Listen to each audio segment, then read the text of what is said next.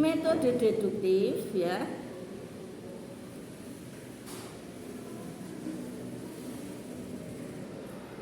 itu adalah analisa berpikir yang dimulai dari hal-hal yang umum atau yang general ya, atau yang lebih besar,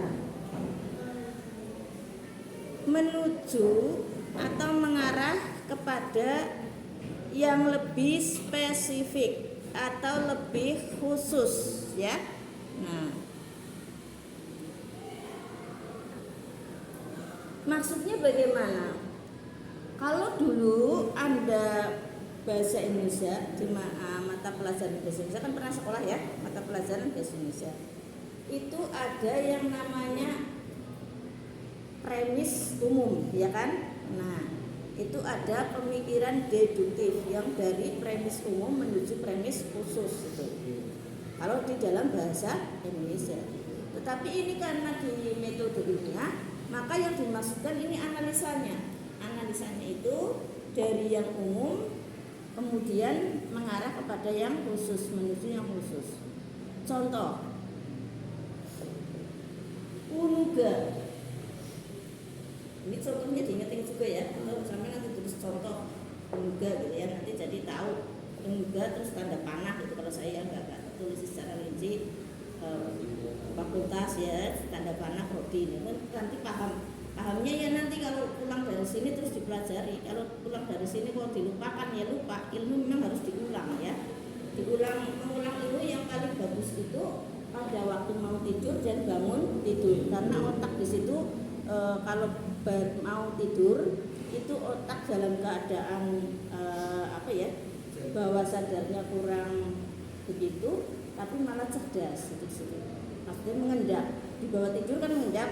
Nah itu kalau mau tidur, dan terus kalau bangun tidur itu otak lagi cerdas-cerdasnya ya, maka bangun tidur juga mengulang lagi. Itu teknik atau trik bagaimana mengingat atau memiliki kecerdasan yang bagus. Itu latihannya di situ. Kalau mau tidur, berpikirlah semua yang dilakukan pada hari itu, dari bangun tidur hari itu sampai mau tidur gitu ya.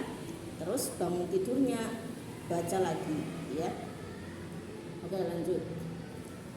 Unuga itu kan lebih umum ya. Nah, cara berpikir deduktif misalnya mau meneliti tentang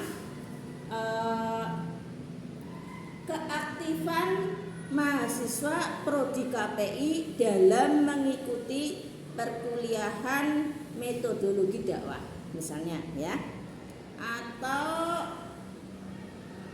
dalam mengikuti perkuliahan, tidak hanya metodologi dakwah berarti kan ya banyak. Nah, berpikir deduktif berarti dari secara umum dulu mahasiswa unuga seluruhnya ya. Jadi di situ penelitiannya bagaimana mahasiswa unuga dalam mengikuti keaktifan kuliah umum kan. Nah, setelah diteliti seperti itu, kemudian baru mengarah kepada prodi-prodi lainnya ya, diteliti satu-satu. Nah, setelah itu yang terakhir baru bagaimana prodi KPI aktif atau tidak. Jadi cara berpikir umumnya berarti mahasiswa seluruh unuga itu kita teliti, kita punya indikatornya. Yang namanya aktif misalnya ya, selalu berangkat kuliah ya kan, indikator pertama. Indikator kedua menyelesaikan tugas ya, atau menjalankan atau memenuhi tugas, baik tugas individu maupun tugas kelompok. Yang ketiga, indikator aktif adalah keaktifan kelas, aktif dalam tanya jawab, dalam dialog di kelas. Ini misalnya indikatornya 3 ya. Lalu terus kita teliti semua, artinya itu mahasiswa unuga secara acak. Semua itu artinya tidak seluruhnya ya, ada 1000 terus diteliti semua, enggak. Kalau penelitian itu memakai sampel ya. Misalnya mahasiswa unuga kok ada 1000, Kalau sampel yang bagus adalah 75%, berarti yang diteliti 750 orang harusnya ya. Tetapi karena penelitian itu kemudian semakin dimaklumi sekarang ya, karena terutama adalah penelitian mahasiswa kan hanya untuk skripsi ya, karena masih dianggap maklum, maka kemudian banyak 25 orang misalnya kan itu kebanyakan sekarang, atau 100 orang lah ya, biar ngitung cara trik ngitung persenan itu biar mudah, itu kayak gitu, ambil aja yang global 100 orang, nanti kan ngitung 100%-nya gampang, kalau 75 orang berarti 75% kan kayak gitu. Nah oke, jangan main HP, letakkan HP-nya, mulai sekarang nggak boleh punya main HP, nanti HP-nya saya ambil ya. Lanjut ya, kan jadi ibu saya sampai mana tuh ya, itu ya, ambil sampel 100 misalnya 100 mahasiswa UNUGA, tapi yang namanya sampel harus semuanya, maksudnya itu misalnya 100 lah, di UNUGA itu misalnya ada 5 fakultas, paham ya, maka 100 dibagi 5 berarti per fakultas 20 orang ya. Nah ngambilnya nggak boleh dipilih-pilih, harus acak ya. Nah 20 orang kali 5 100 orang udah ya, itu per fakultasnya. Nah setelah per fakultas, terus dalam satu fakultas berapa prodi ya, dalam satu fakultas kok ada 5 prodi ya, berarti 20 dibagi 5 berarti berapa? 4 ya, 4 ya, ya berarti satu prodi 4 orang ya, 4 orang diambil acak, orang dipilih, yang dipilih nanti hasil penelitiannya buruk ya, artinya buruk, si dipilih sing pinter kabeh, lho sing aktif kabeh ya kok hasilnya aktif kabeh, paham ya. Jadi penelitian itu nggak boleh dipilih-pilih ya, harus sampelnya diperhitungkan, tetapi nggak boleh milih-milih orang tertentu karena nanti bisa tidak valid ya hasil penelitiannya. Ini pahami nih, biar besok nanti kalau sampean skripsi paham ya, pintar bisa ya. Sudah ya, sudah diambil 4 per prodi. Lah berarti kan prodi KPI juga 4 orang ya. Nah, dari 100 seluruh mahasiswa UNUGA itu ternyata pada aktif gitu ya, indikator 3-3-nya bisa gitu. Lah ternyata mahasiswa KPI tidak misalnya, berarti mahasiswa KPI tidak aktif kuliah. Misalnya apa? Aktif berangkat tapi di bagian tugas nggak pernah garap gitu kan, indikatornya 3 tadi ya. Berarti di situ kalau yang aktif kan harus 3-3-nya. Nah di situ tapi ada nilai lagi, ada skor. Kalau indikator 3-3-nya aktif berarti dinyatakan aktif ya. Nah kalau indikator cuma 2 tok dinyatakan sedang, paham ya? Ada penilaian kayak gitu nanti kalau skripsi ya. Nah nanti kalau misalnya cuma 1 tok, kur aktif mangkat tok, tugas ora nang kelas meneng baik, nah berarti ini indikatornya kurang aktif, paham ya? Nah nanti jadi skripsi ini bisa bagus ya. Ternyata mahasiswa KPI mayoritas aktif karena semuanya menjalankan tugas, terus berangkat aktif, terus di kelas juga berdialog dengan aktif, paham ya? Oke. Besok kalau skripsi kayak gitu, jadi gampang, siapapun pembimbing skripsinya akan paham ya. Jangan abai, nanti di Tuti sudah dikasih tahu metode ilmu dakwah ya, giliran pembimbing skripsinya nggak paham, sampean waktu kuliah pembimbingan skripsi, terus kemudian di situ nggak ngerti, kan sudah dicontohin itu tadi. Itu namanya metode deduktif, berpikirnya dari yang skala besar dulu, baru mengkerucut yang kecil. Yang kedua adalah metode induktif ya. Kalau metode induktif ini terbalik dengan tadi ya. Anak bisa berpikir yang dimulai dari hal-hal yang khusus dulu ya, atau yang lebih kecil dulu, kemudian mengarah atau menuju yang skala lebih besar atau yang general ya, kesimpulannya nanti yang general. Nah itu dibalik kayak tadi, gampang dibalik. Coba siapa yang ingin menjelaskan yang contoh tadi dibalik tok. Ayo. Oke, wis apal kan kayak Sarno. Dia siapa ya ini? Saka. Oh iya Saka. Iya Saka jajal. Demikian kan yang sekelingan jadi berarti cerdas agar bisa ukur diwalik tok. Ini diduknya dari general menuju khusus ya kan. Nah sekarang dari khusus ke general dibalik tok berarti misalnya meneliti seperti tadi dari bagaimana cara berpikirnya? Berarti cara berpikirnya itu keaktifan mahasiswa prodi KPI dalam mengikuti perkuliahan di kampus itu kayak gitu. Terus Ya, itu sih judulnya. Ya, penelitian Itu kan tadi judulnya, ya kan? Iya, diwalik tuh kayak gitu. Berarti kalau mau meneliti apa ya keaktifan mahasiswa UNUGA, berarti kan mahasiswa UNUGA kan seluruhnya. Nah dari KPI dulu ya, dari prodi-prodi dulu semua orang KPI itu. KPI diteliti, prodi apa diteliti semua kan itu skala kecil ya. Terus berarti kan sampai ke fakultas-fakultas gitu kayak sampai 100 ke UNUGA. Baru disimpulkan kalau dengan demikian paham ya mahasiswa UNUGA tadi kan karena mau meneliti mahasiswa KPI diteliti dari UNUGA dulu baru mengkerucut KPI ya kan. Kalau sekarang berarti mau meneliti UNUGA tapi dari KPI dulu. Paham ya? Ya, jadi yang diteliti itu lebih besar tapi berpikirnya dari yang khusus dulu ya. Nah, itu hanya sampel, hanya contoh penelitian yang saya contohkan. Dan nanti kalau Anda di lapangan contohnya apa? Gampang, banyak penelitian, ya kan? Misalnya apa?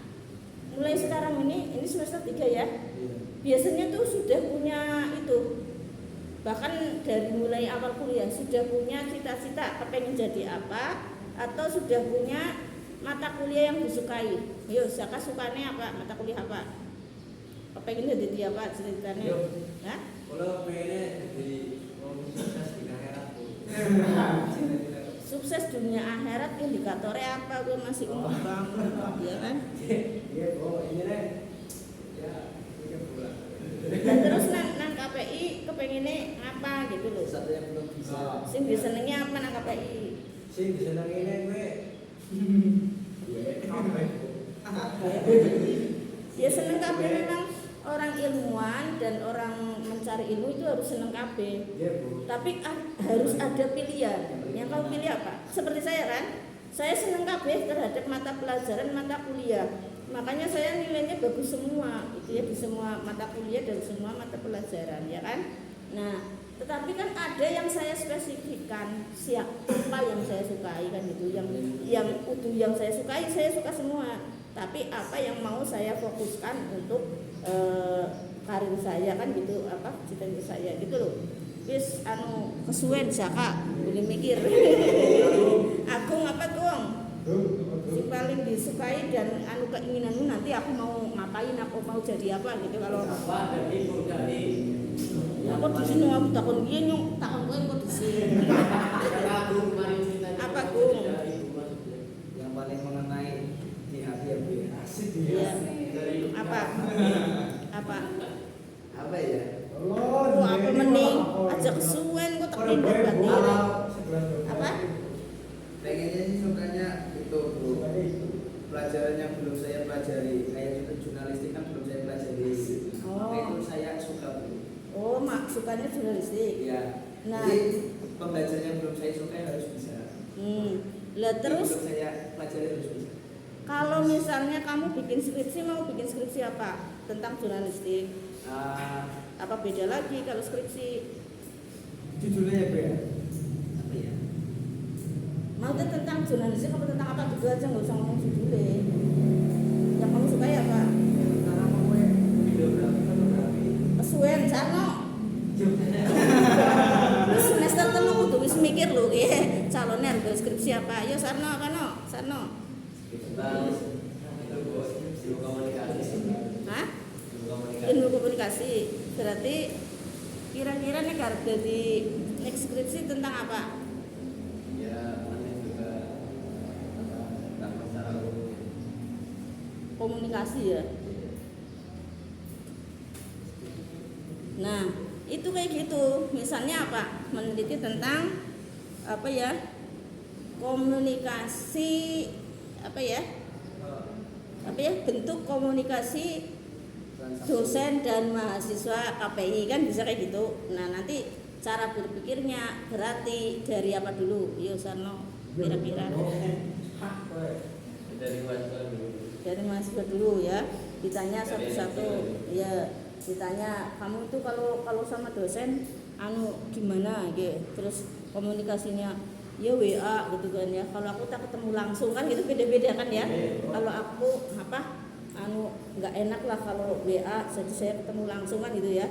Terus ada lagi, nah kenapa kamu nggak suka malah sukanya WA? Ada yang sukanya WA misalnya, ditanya lagi, aku kalau ketemu langsung ripuh deg-degan kan gitu. Ada alasannya, itulah penelitian ya. Misalnya kalau komunikasi ya kayak gitu, itu namanya induktif, dari yang kecil dulu baru semuanya diteliti gitu ya. Emang kalau skripsi itu gimana sih modelnya Bu? Hah? Skripsi modelnya itu gimana? Ya itu penelitian, meneliti sesuai kompetensimu ya. Terus kamu ngambil judul apa? Tapi ya itu wanti-wanti saya kalau bikin skripsi atau apapun juga yang kita lakukan itu yang kita suka. Jadi nanti tidak terasa berat ya. Anu sing ora disenengi kok diteliti. Waduh, nggak apa-apa wis banget ya kan. Makanya resep pertama kuliah kan saya kasih resep cinta, masih ingat? Ya kan? Harus cinta dosennya, harus cinta sumber ilmunya, harus cinta ilmunya, ya kan? 3 indikator itu. Berarti itu judul skripsinya itu harus sesuai prodi apa bebas Bu? Sesuai prodi. Jadi semua indikator yang ada di makul-makul itu boleh diteliti. Misalnya di KPI kan ada ilmu editing, terus kemudian ada komunikasi, ya kan? Ada dakwah, ada macam-macam, itu boleh semua. Tanda politik boleh semua ya, tapi dilihat dari sisi penyiaran Islam ya, itu seperti itu. Makanya sekarang itu sudah berpuluh-puluh tahun ya kan, fakultas dakwah dulu kan dakwah ya, itu berdiri skripsinya muter-muter itu dok ya kan, dakwah komunikasi, padahal banyak itu yang perlu digali ya kan. Nah, tidak hanya manajemen dakwah, strategi dakwah, terus komunikasi interpersonal, komunikasi antarpersonal, banyak ya. Ada psikologi, dakwah dan lain, banyak sekali. Itu sesuai makul yang kamu punya ya. Mulai sekarang sampean mulai planning ke sana ya, supaya lebih nanti lebih siap. Lanjut yang ketiga, sudah paham ya? Ya. Jadi kalau saya kan biasanya gitu, apa yang dimaksud dengan metode induktif, sampean terus memberikan ini definisinya, lalu berikan contohnya, sampean nyontohin. Misalnya saya melakukan penelitian bla bla bla gitu ya. Lanjut. Yang ketiga adalah metode historis ya. Nah, metode historis sudah paham semua. Historis itu yang arti mudahnya apa? Riwayat Bu. Sejarah ya kan. Nah, maka kemudian riwayat itu hadis ya kan, historis ya kan. Itu analisa berpikir yang berdasar pada kejadian masa lalu atau sejarah ya. Nah, ini Anda boleh meneliti yang berkait dengan masa lalu ya. Misalnya apa? Ini apa? Komunikasi zaman Apa? Komunikasi? Zaman Iya, tapi orang ngerti nang endi. Ya, jadi boleh bikin skripsi yang Anda sukai, tapi jangan lupa juga yang bisa dijangkau oleh kita ya. Nah, indikator bisa dijangkau apa? Tidak memakan waktu lama ya kan, karena skripsi kan main cepet-cepet itu sudah ya kan. Terus tidak menyulitkan diri sendiri ya dalam menyusun skripsi dan melakukan penelitian. Jadi kalau sampean misalnya kalau sejarah ini misalnya peran Romo Kiai Haji Mustoli Badawi dalam dalam membina masyarakat kesugihan gitu. Itu kan peran dakwahnya beliau kan sudah sejarah, karena beliau sudah iya sudah wafat. Itu di situ. Sejarah itu kejadian masa lalu. Ya, atau Gus Dur boleh ya. Kalau Gus Dur itu lebih besar lagi malah. Cuma ya harus dipikirkan juga, skripsi itu tidak boleh sama dengan skripsi lainnya. Jadi sejak zaman dulu ada kuliah sampai zaman now sudah tanpa hitung berapa mahasiswa itu tidak ada yang sama ya. Skripsi itu harus beda ya. Perbedaannya apa? Orang kata perbedaannya pada fokus penelitiannya ya, terus kemudian fokus metodenya dan lain-lain. Oke, lanjut. Yang keempat, metode komparatif. Nah, komparatif itu artinya kan secara bahasa kan itu ya, perbandingan. Nah, maka di sini metode komparatif artinya adalah analisa berpikir dengan cara membandingkan antara dua atau lebih sesuatu masalah atau kejadian atau suatu hal. Contohnya apa? Jajal sing urung. Sopo sampean mau jenenge? Men karo apa? Fauzi ya, kemarin bae. Iya Fauzi, apa sih? Contoh penelitian komparatif kan yang membandingkan. Yang dibandingkan boleh dua atau lebih. Minimal dua kan, perbandingan kok enggak ada kok satu tok ya, perbandingan dengan siapa kan enggak ada. Apa sih misalnya meneliti apa? Oh iya tak takoni. Sampean senengnya apa?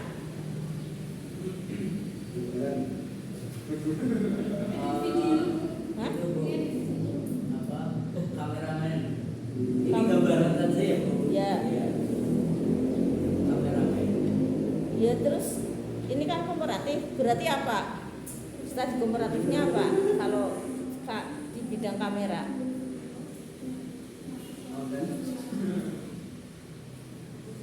Perbandingannya.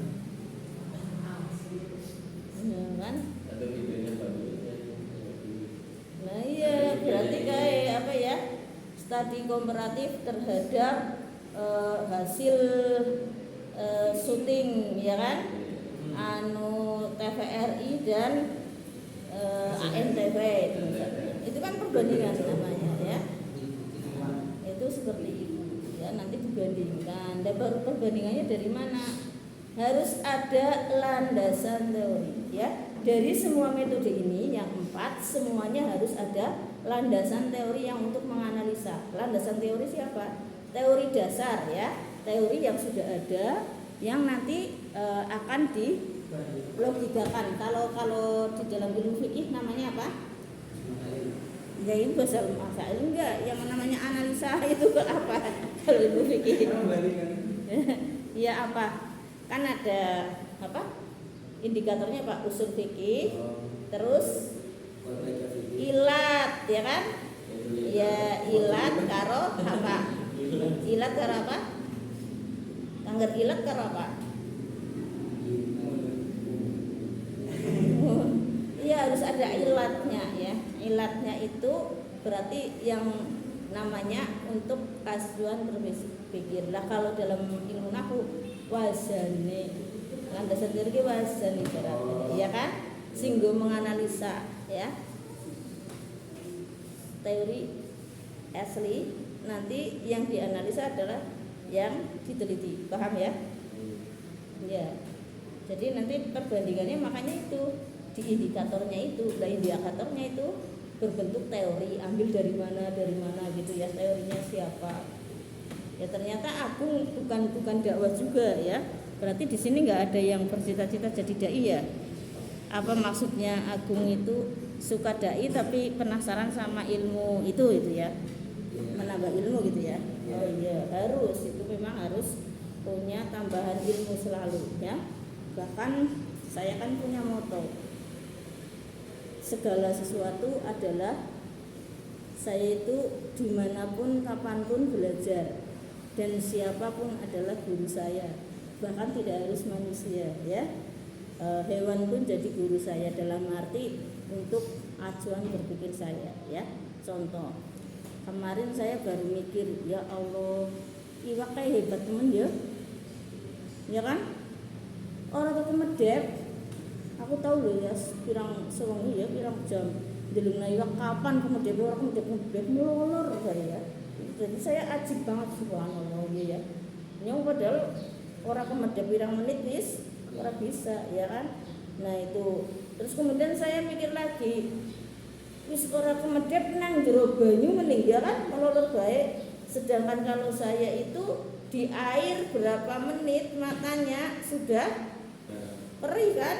Ya, itu artinya bahwa saya itu berpikir seperti itu. Maka kemudian nah ini ternyata menjadi rahasia para aulia dan anbiya ya.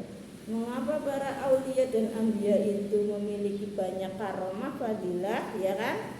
Memiliki keistimewaan yang luar biasa. Kalau Nabi Muhammad malah hampir seluruh hidupnya istimewa ya kan? Karena apa? Ngelak kepengen minum nggak ada air, jarinya bisa mengeluarkan air yang bisa untuk minum semua orang di situ ya kan? Nah lapar hanya punya satu panci ya kan, bisa nggak habis-habis dimakan ratusan orang yang ada di situ kan ya. Jadi seluruh hidup Nabi itu sebenarnya karomah fadilah, cuma nggak dieksplor ya. Yang dieksplor adalah akhlakul karimahnya ya kan. Nah kalau Nabi lain itu enggak, paling berapa ya kan, kayak Nabi Musa bisa tongkatnya berubah menjadi ular dan membelah lautan. Itu yang ajib-ajib, jadi itu diceritain terus. Lah karena Nabi Muhammad seluruh hidupnya ajib ya. Nah, tapi enggak dieksplor itu. Nah, tapi mengapa Nabi Muhammad justru menjadi orang yang paling tawadhu seluruh dunia akhirat ya kan? Enggak pernah pamer, enggak pernah sombong. Ya karena itu cara berpikirnya seperti itu tadi. Segala sesuatu itu minallah. Paham ya? Tuh. Inti manusia supaya tidak takabur itu mikir segala sesuatu minallah ya, semuanya adalah atas izin Allah dan atas karunia Allah. Buktinya apa itu tadi sih? Lewung orang ngapa-ngapai waktu bisa seumur hidup di air ya, dan itu tidak kedinginan, tidak masuk angin ya kan, tidak pernah sakit, padahal tidak pernah tidur ya, melek terus ya kan. Itu ikan loh, kok kita misalnya baru tidak tidur sebulan terus sombong, ya aku wali ini mengaku tapi ya jadi ya. Jadi yang memuliakan itu adalah orang yang mengagumi ya kan. Tapi sebenarnya kalau walinya sendiri, nabinya sendiri itu tidak pamer, tidak sombong dan tidak merasa istimewa, biasa saja ya. Ada pertanyaan sebelum saya lanjutkan?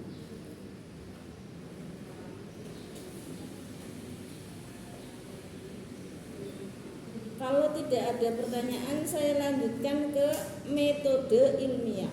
Nah, kalau tadi metode ilmu dakwah, artinya yang tadi sebenarnya bukan metode ilmu dakwah murni, paham ya? Semua ilmu itu memiliki metode tadi ya, tidak hanya ilmu dakwah.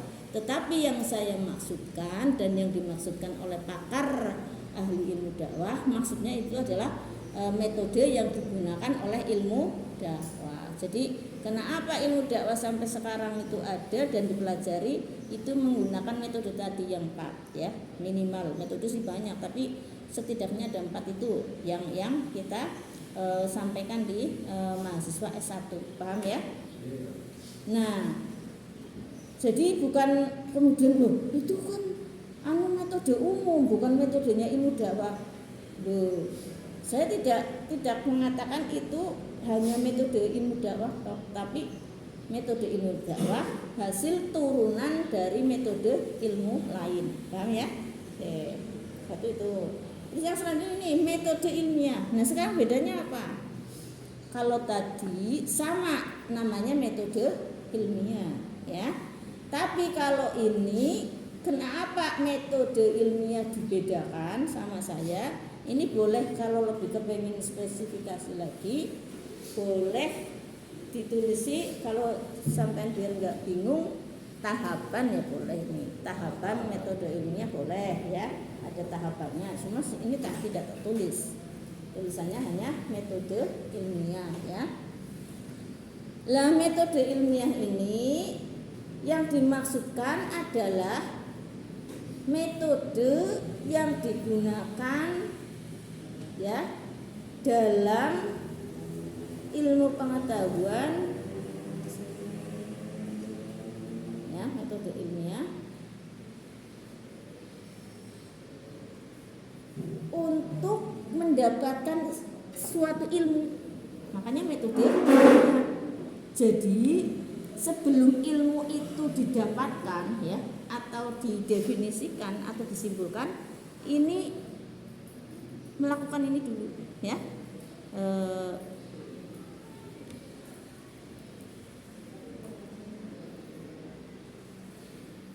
Melalui tahapan ini dulu ya.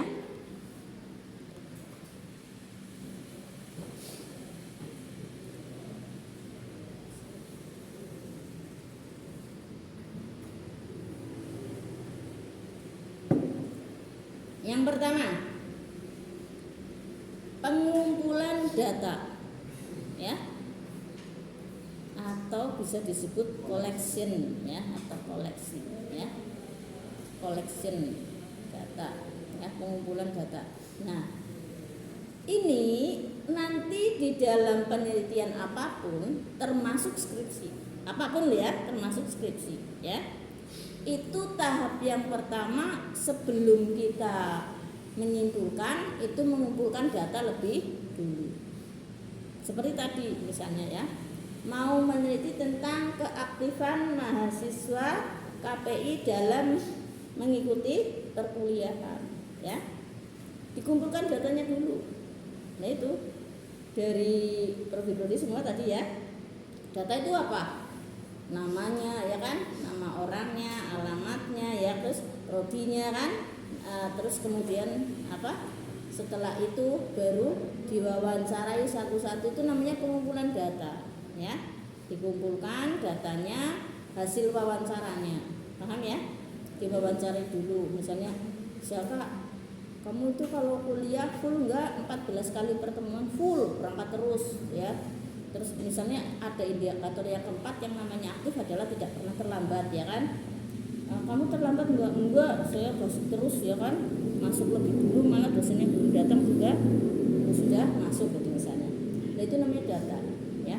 Terus ditanya lagi, nah kamu garap tugas enggak? Iya aku garap tugas terus gitu misalnya. Atau sebaliknya tidak garap tugas, itu kan data.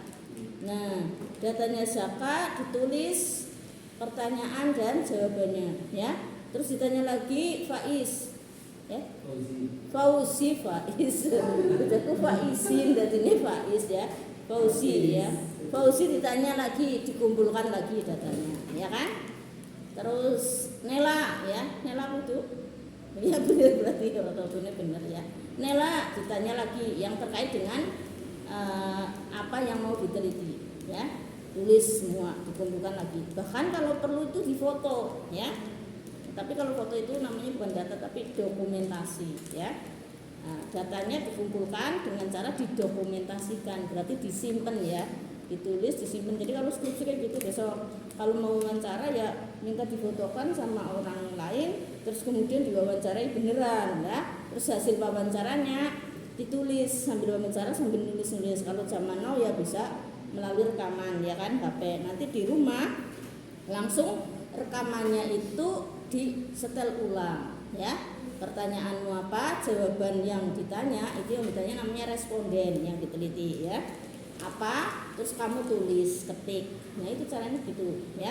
Besok kalau skripsi kayak gitu cara menelitinya, wawancara ya, itu namanya pengumpulan data melalui wawancara. Jadi pengumpulan data macam-macam, itu kalau melalui wawancara itu pengumpulan data koleksi. Terus Cinta ya namanya ya benar ya.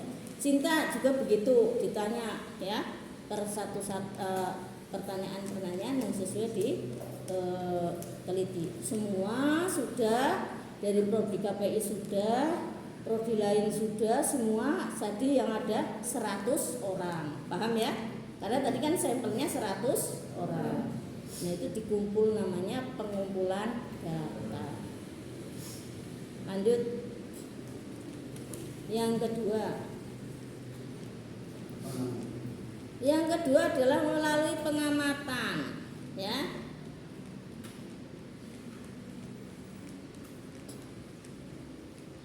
Pengamatan ini sebenarnya seharusnya atau bisa itu ya enggak dinomori ya, maksudnya sejajar lah dengan pengumpulan data. Mengapa?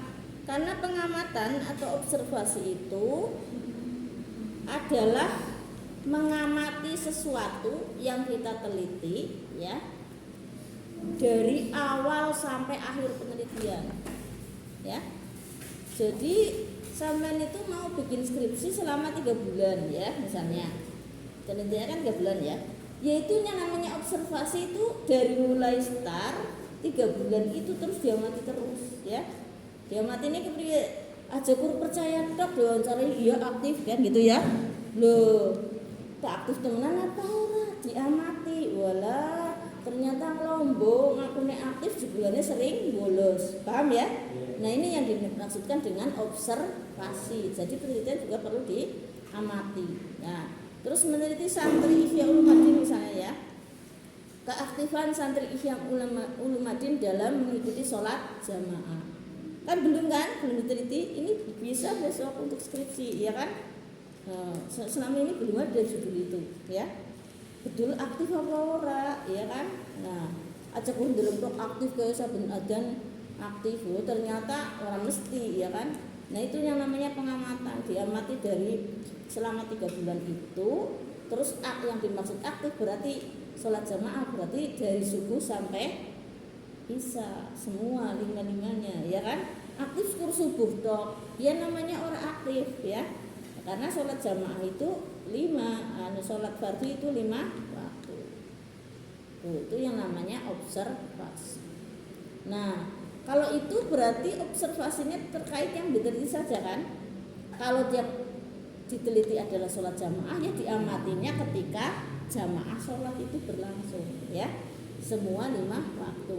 Nah, termasuk keaktifan misalnya santri Ihya Ulumuddin dalam mengikuti marhabanan itu loh. Kalau istilahnya sampean apa nih? Berjanji ya kan? Ya itu berjanji. Ya aktif apa ora? Kan anak basing turu ya kan? Ya, iya. Karena apa Allah mau ngapar penting turu itu. Tapi biasanya ya dioprak-oprak nang kai ya. Nang lurah kamarnya disiram banyu ya. Negara disapet kan gitu. Nah, itu diamati tidak hanya 1 kali terus selama penelitian itu ya. Yang diamati siapa? Yang jadi sampel saja, yang diteliti saja ya. Misalnya Ihya Ulumuddin itu diambil ada misalnya 1000 santri. Tadi yang diteliti berapa orang itu toh ya. Ini aja ngomong ya. Kok lagi terdedekna kayak lo penelitian kok amati sholat jamaah. Lo kok bisa terus aktif terus mendarini aktif ya kan? Enggak usah ngomong ya. Bahkan yang bagus, yang penelitian itu yang bagus jangan sampai tahu yang diteliti. Nanti hasilnya bisa objektif ya. Kayak dulu itu di ini kan sudah sangat umum ya, artinya itu sudah diketahui oleh banyak masyarakat. LDI dulu ya, LDI kan sekarang sudah di YouTube bahkan sudah pada keluar dari LDI ya, karena Islamnya ternyata sangat berbeda dengan Islam ajaran Rasulullah. Banyak yang bertentangan, misalnya apa, nikahnya harus sesama dengan LDI kan. Terus kemudian nikah di KUA dianggap tidak sah. Itu yang dari KUA itu tidak sah. Jadi ada sumpah-sumpah khusus dari komunitas itu ya, harus ada apa gitu dan sebagainya. Misalnya. Nah, dulu ketika LDI itu belum belum di YouTube seperti sekarang. Di YouTube banyak ya. Enggak masalah kita ngomong itu. Itu ada itu dosen saya dari UIN Sunan Kalijaga namanya Dr. Suryadi, sekarang sudah jadi profesor karena saya di situ nah waktu masih jadi dokter itu saya kuliah tahun 2006, terus sekarang sudah profesor ya. malah dulu kayaknya sudah jadi apa itu di pusat ya. Beliau ahli hadis. Itu melakukan penelitian di itu komunitas FDI ke sana, tapi nggak ngomong kalau beliau sedang meneliti. Jadi di situ itu beliau itu bilangnya mau ngaji. Nah kalau mau ngaji kan dikira apa namanya anggota baru dan lain-lain kan terus diterima banget kan, terus semua diberitahu dan lain-lain. Jadi tahu persis FDI itu seperti apa, itu seperti itu.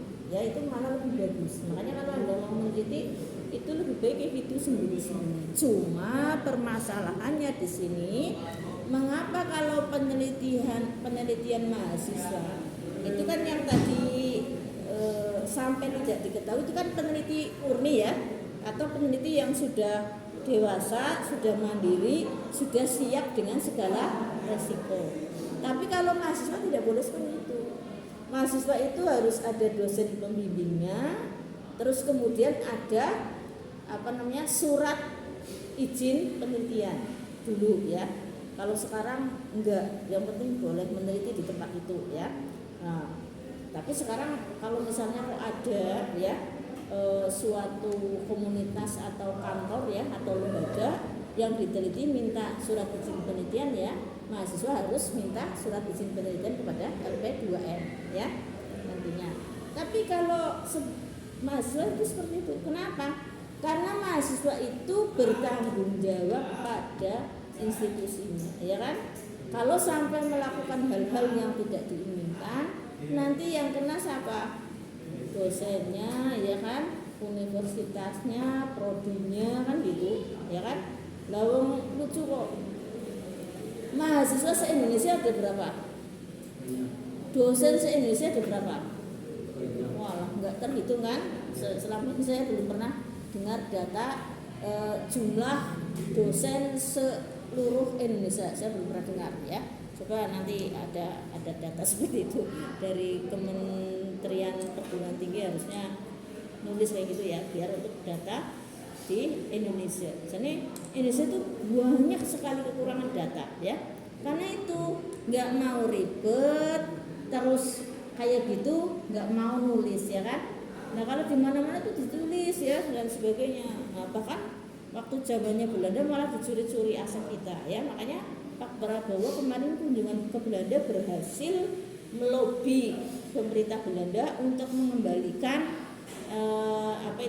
benda negara 30 buah bentuknya ya. Mungkin anak bawa apa biar Belanda kan ini ya, terus balik kena ini sudah berjanji ke Pak Prabowo itu ya, contoh 30 menurutku harus lebih itu, di sana mesti banyak ya kan, selama 350 tahun harusnya dikembalikan semua itu. Nah itu kalau mahasiswa ada yang bertanggung jawab dan tidak boleh melakukan hal-hal yang mencoreng. Nah itu tadi saya bilang dosen seluruh Indonesia itu sekian juta ya, mungkin apa sekian ribu lah ya, nggak terhitung. Tapi satu saja melakukan sesuatu yang amoral ya kan, yang tidak etis ya kan, pastikan semua dosen dikambing hitamkan ya kan. Ada dosen dulu ya, dosen undip apa yang melakukan pelecehan seks kepada mahasiswa bimbingan skripsinya gitu ya. Nah, langsung aku termasuk ngising, dosen kayak kue ngising jadi seluruh dosen dianggap negatif kan gitu ya. Nah, padahal pelecehan seksual zaman sekarang saja sudah sangat luas ya kan, sangat umum ininya definisinya ya kan. Cuma ngomong misalnya kamu tuh ternyata pesek ya hidungnya, gitu aja dianggap pelecehan ya kan, pembulian zaman sekarang gitu ya. Nah, pelecehan seksual itu yang terkait dengan sesuatu yang membuat kemampuan atau bukan kemampuan kepedean atau pokoknya perasaan dia untuk menjadi wanita yang sesungguhnya misalnya ya, atau menjadi pria yang sesungguhnya dihina, itu namanya sudah pelecehan. Karena misalnya kowe orang ganteng, itu bisa dianggap pelecehan kan gitu ya. Nah itu kan sudah sangat luas ya. Jadi pas diteliti ya gitu. Yang dimaksud pelecehan apa? Ketika bimbingan skripsi suruh ke rumah. Lah di rumah katanya dosennya itu memegang tangannya. Lah kan memegang mungkin enggak itu enggak sengaja atau biasa dianggap anak kan ya mbok. Sini ke sini terus diarani pelecehan itu misalnya merasa tersinggung. Itu satu. Kedua, kadang-kadang juga salah persepsi ya, GR-an bisa juga kan? Kalau kan dimek biasa sayang sebagai dosen ya kan? Ada mahasiswa misalnya di mek wih ayune kan gitu misalnya ya, dielus kerudungnya misalnya, terus dianggap dosennya kayak gitu, mari aku senang gitu kan ya, terus dilaporkan, itu bisa juga ya.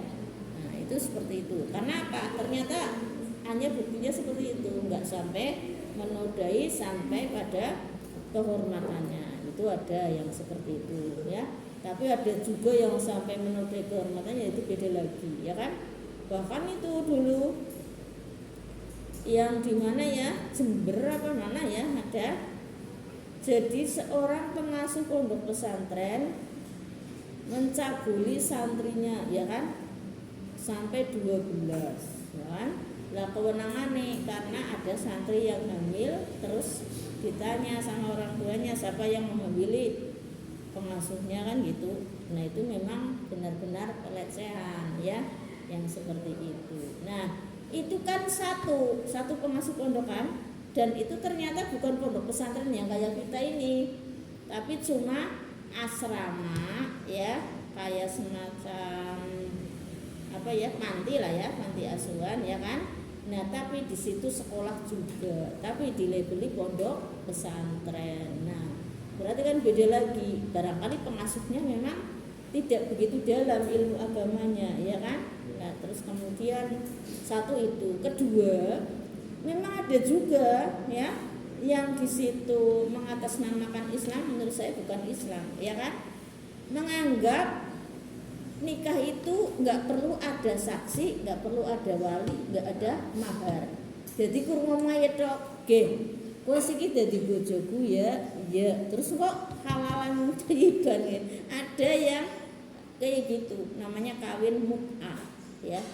Itu banyak, itu terutama itu Syiah ya, orang Syiah. Nah, makanya jadi bingung juga kan, artinya bahwa memang suatu keyakinan ya, kemudian suatu adat atau uruf itu sering berbeda ya.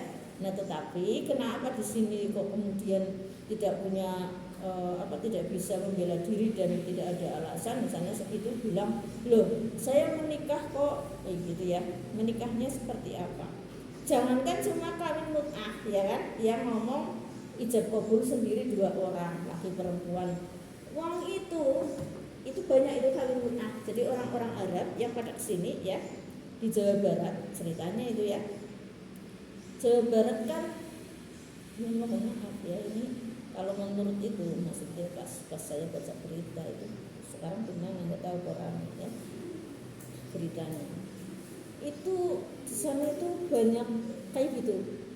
Jadi perempuan masih usia sekolah ya, bahkan ibunya juga itu istilahnya kawin kontrak dengan orang asing, terutama di sini orang Arab kebanyakan katanya ya. Jadi orang perlu kue saksi terus hari KUA enggak, sing penting kayak kue siki dadi bojone kae ngono ya, engko kue pulang ke negaranya tidak jadi suaminya lagi. Nah ini ada semacam itu ya. Nah kalau menurut hukum nasional, hukum negara itu kan dilarang ya kan, itu bukan pernikahan tapi perzinahan ya kan, atau pelecehan seks. Nah ada lagi nikah siri ya kan. Nikah siri menurut Islam yang nikah sirinya sesuai dengan apa yang diatur dalam agama Islam, yaitu ada wali, ada saksi, ya kan, ada mahar, ya kan, ada ijab kabul, ya, ada ijab khutbah nikah nggak datang berapa menit, ya kan, ada doa, ya sudah sah jadi suami istri dunia akhirat, ya kan, nikah siri. Itu pun kalau menurut hukum negara tidak diakui, ya kan, walaupun sah dunia akhirat, ya, walaupun ngeyel saya nikah sungguhan saya halal dan ya tidak mau tahu, karena menurut hukum negara itu adalah bukan nikah, karena nikah menurut hukum negara adalah yang datang ke KUA atau disaksikan oleh KUA, dicatat oleh pencatat nikah, kan gitu. Nah, makanya kita juga harus bijak, ya. Jangan kemudian kamu nggak tahu ya Islam itu hukumnya seperti itu, berarti kamu itu orang bodoh tapi ngeyel gitu, misalnya ke pemerintahnya seperti itu, ya nggak bisa, ya. Memang beda, ya, beda hukum pemerintah dan hukum Islam itu. Ini pengamatan atau observasi. Yang ketiga, pemilihan data atau reduksi data. Ini maksudnya gimana?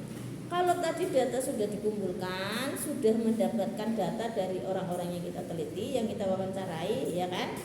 Terus kita juga mendapatkan dokumen-dokumen dalam mengumpulkan data. Dokumennya apa? Misalnya apa?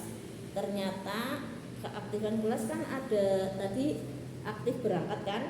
Dan dokumennya apa? Presensi, ya. Lihat di presensinya. Loh ini presensi bolong-bolong kok akunnya mangkat gitu kan, ya. Nah setelah itu dikonfirmasi, ini bolongnya ke dosennya juga, ya. Ini benar Bu Tuti kalau ini berangkat kuliah aktif. Terus saya bilang iya aktif. Loh kenapa presensinya bolong gitu, ya. Ternyata apa? Ternyata kalau pas itu datangnya itu terlambat, ya kan. Terus pulangnya nggak lapor, saking banyaknya mahasiswa terus tidak tercatat data, bisa seperti itu, ya. Nah itulah kalau sudah ada data dikumpulkan semua seperti itu, terus kemudian ada pemilihan dan pemilihan data, itu yang disebut dengan reduksi data. Tadi ya dari 100 orang sudah terkumpul semua datanya, ya kan, di kita dipilih. Dipilihnya gimana? Macam-macam. Ada data yang rusak. Misalnya rusak apa? Waduh, gimana? Orang terbaca, ya. Misalnya rekamannya terhapus, ya kan, sepotong-sepotong, itu namanya data rusak, ya. Wawancara suwe direkam tapi ada yang terekam, ada yang enggak, padahal itu bagian penting. Orang sedinggo data dia, ya. Jadi yang 100 itu tidak harus dianalisa semua, ini rusak buang, ya, dipilah. Terus lagi setelah itu ini kok ada sama, ya. Misalnya jawabannya aktif semua, ya. Ada 50 orang jawab aktif semua. Tulis jenengan seret 50 orang menjawab aktif, ya.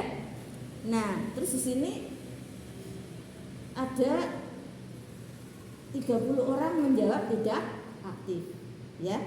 Nah, maka kemudian terus yang ini tidak ada jawaban. Berarti kan 50 sama 30 berapa? 80, ya.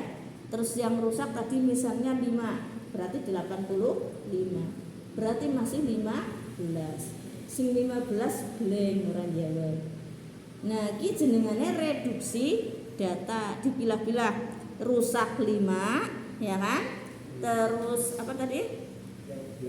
Yang blank 15, yang 50 aktif. Nah, itu yang untuk nanti menganalisa di sini itu baru reduksi dulu, ya, reduksi diulang. Yang selanjutnya yang keempat, penggolongan data atau klasifikasi. Nah, klasifikasi tadi, ya. Kalau tadi reduksi kan sing rusak dibuangi, itu reduksi, ya. Nah, anggar klasifikasi tadi. Ini diklasifikasi yang 50 klasifikasinya aktif. Paham, ya? Berarti dia termasuk yang aktif, ya. Terus ini yang 15 berarti apa? Kalau blank apa klasifikasinya? Ragu-ragu atau tidak tahu. Biasanya kalau demikian ya. Bingung sih dewek orang jawab kan gitu. Nah, jawab aktif kok disalah. Nah, orang jawab aktif kok aktif kan gitu. Nah, itu blank. Nah, kemudian yang 5 diklasifikasi sebagai data rusak. Nah, itu namanya klasifikasi data. Yang kelima, penafsiran data atau interpretasi data. Nah, kalau penafsiran itu tadi yang blank kan sebenarnya orang jawab apa-apa kan? Lah kita tafsirkan, mau ditafsirkan apa kalau blank? Ditafsirkan biasanya tengah-tengah, ragu-ragu ya. Penafsiran yang blank itu biasanya ragu-ragu. Kalau yang penafsiran yang tidak menjawab ini namanya interpretasi data ya. Nanti kalau bikin skripsi segitu ya, sudah paham kan? Oke. Lanjut. Selanjutnya setelah melakukan 5 tahapan ini, yang keenam adalah pengolahan atau analisa data atau analisis. Nah, ini baru dianalisa. Nah, analisanya gimana? Dari 100 responden yang saya teliti, ternyata 50 orang menjawab aktif, ya kan? 15 orang blank, 5 orang datanya rusak. Dengan demikian, maka mahasiswa juga aktif dalam mengikuti perkuliahan. Nah, karena 50%, tapi kalau 50% belum aktif ya. Kalau yang dianalisa positif ataupun negatif itu yang di atas 50, paham ya? Kalau ini 50 berarti ini bukan aktif dan bukan tidak aktif. Berarti apa? Ternyata rata-rata mahasiswa UNGA dalam mengikuti perkuliahan sedang-sedang biasa saja ya. Tidak ada yang aktif, juga tidak ada yang tidak aktif. Artinya tengah-tengah loh ya. Aktif ora, terus ora aktif. Paham ya? Ini kalau 50. Kalau 50 itu tengah-tengah. Nah, kalau misalnya yang jawab aktif cuma 40 orang, berarti kan kurang dari 50. Nah, itu nanti analisanya berarti dengan demikian dari seluruh penelitian ini dapat diketahui bahwa mahasiswa UNGA tidak aktif dalam mengikuti perkuliahan karena yang menjawab aktif atau yang aktif kuliah hanya 40 orang dari 100 orang, paham? Ya, dan yang 15 orang blank gitu dan sebagainya, itu namanya analisa data ya. Nah, kalau misalnya kok lebih ya, jadi nanti ada penilaiannya ya. Kalau 50 pas sedang, kalau di bawah 50 kurang, terus kalau 50 sampai 60 ya, misalnya agak aktif ya, terus 70 sampai 80 itu aktif. Nah, kalau misalnya kok 90 sampai 100 sangat aktif ya, gitu ya. Jadi ada penilaian sesuai sampean mau memasukkan ke aktif analisanya itu seperti apa. Itu analisa data. Yang ketujuh, pengujian data atau verifikasi data. Nah, ini maksudnya apa? Maksudnya itu kalau sudah selesai seperti itu tidak langsung disimpulkan. Itu kan tadi baru dianalisa ya. Nah, itu diverifikasi dulu. Diverifikasi itu maksudnya apa? Diulang, diuji ulang ya. Jujur ki dene mantep temen ya. Masa enggane mahasiswa 100 ya. Kok sing jawab aktif kur 50, sing 15 blank, sing 5 rusak. Lah berarti kan lagi pada kuliah apa kepriwe kan pian kan ya. Nah, sampean bikin penelitian lagi ya. Jangan orang ini ganti, kan mahasiswa kan ada 1000, penelitian lagi, ambil lagi 100 lagi, tapi bukan yang orang itu ya. Itu namanya verifikasi data.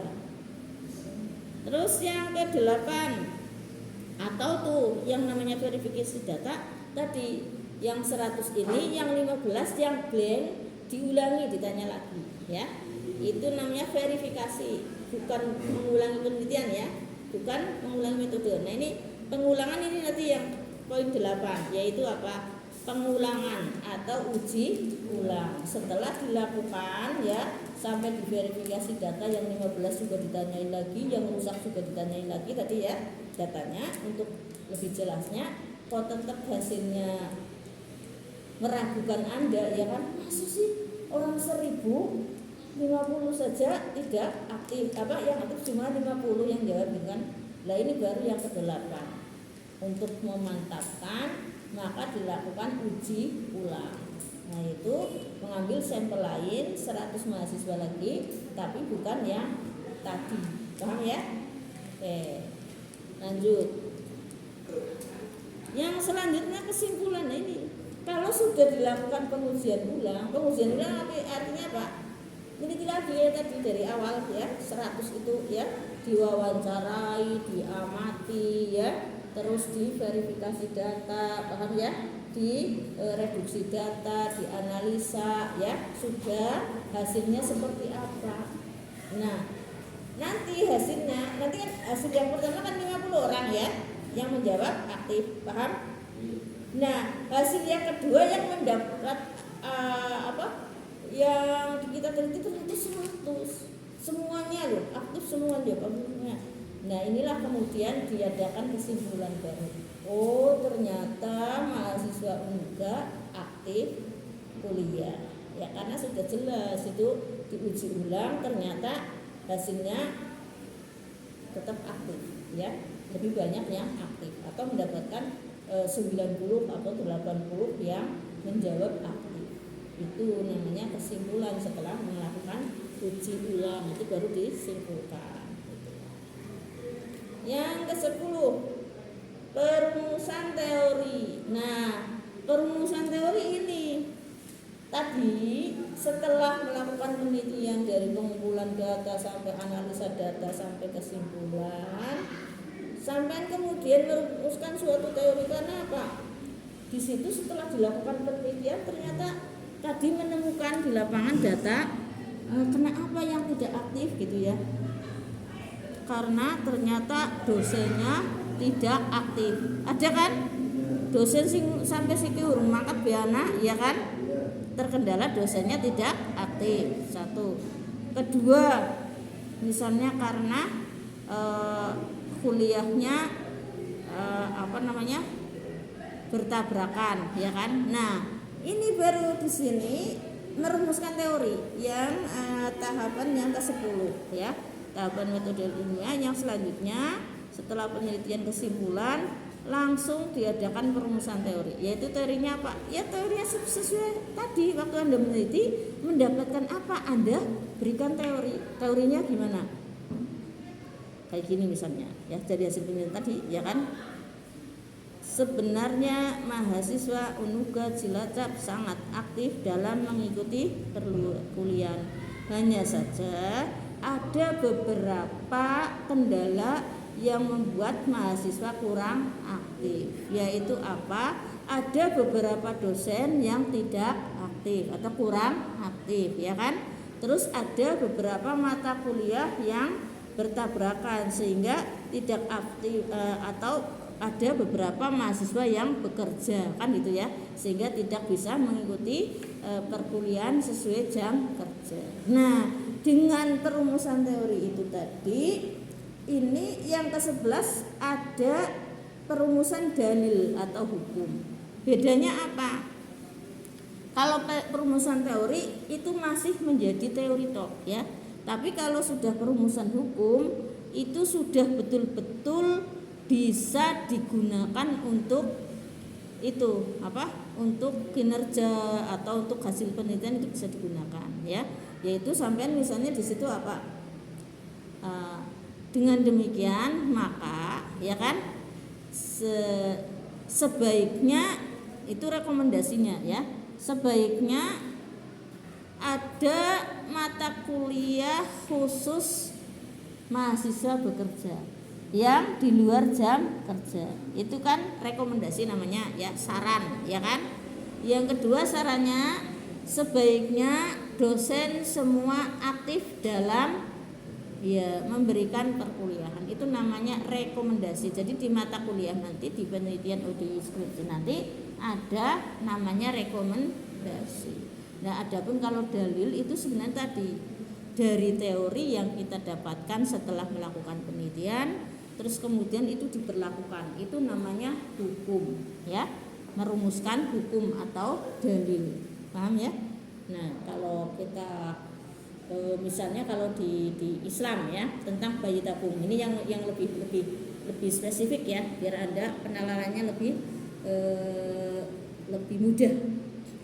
Misalnya ya, bagaimana hukum bayi tabung menurut Islam, gitu kan ya. Nah, kemudian landasan teorinya atau ilatnya adalah misalnya tentang KB, ya kan? Lah tapi di sini di dalam Islam ada pernah nggak di zaman dulu orang Muslim zamannya Rasulullah atau zamannya sahabat yang meminta menitipkan spermanya kepada perempuan lain atau spermanya dimasukkan ke tabung gitu ya. Nah itu nanti setelah disimpulkan baru ada hukum bayi tabung boleh misalnya, atau hukum bayi tabung dalam Islam haram. Paham ya? Itu yang lebih mudahnya untuk mengatakan ini menjadi hukum atau menjadi dalil itu ya. Karena Anda orang agama, jadi terutama agama Islam, jadi nek ora ditidakna tentang hukum sekalian kurang jelas. Jadi saya contohkan itu hukum sekalian. Padahal yang dimaksud hukum itu tidak harus boleh, haram, enggak. Yang dimaksud hukum adalah sudah menjadi kesepakatan dan sudah menjadi peraturan yang disepakati, itu namanya hukum ya. Ya seperti misalnya dalam Islam sudah jelas zina hukumnya haram, ya kan? Lah tetapi kalau di komunitas tertentu ya, misalnya satanik, itu zina tidak menjadi haram ya. Satanik itu pengikut setan kan ya, malah menjadi ritual persembahan penyembahannya ya kan. Itu iya, nah kan itu namanya berarti apa ya, hukum di situ. Paham ya? Hukum di komunitas tersebut. Paham ya? Ya itu jadi yang dimaksud hukum itu bukan hukum dalam pengertian seperti dalam hukum Islam ya. Saja, ada sajanya. Jadi pengertian dalam hukum Islam juga boleh ya. Tetapi bisa juga hukum lainnya. Yang penting sudah disepakati menjadi suatu aturan, itu namanya hukum. Gitu ya. Ada yang mau bertanya silakan.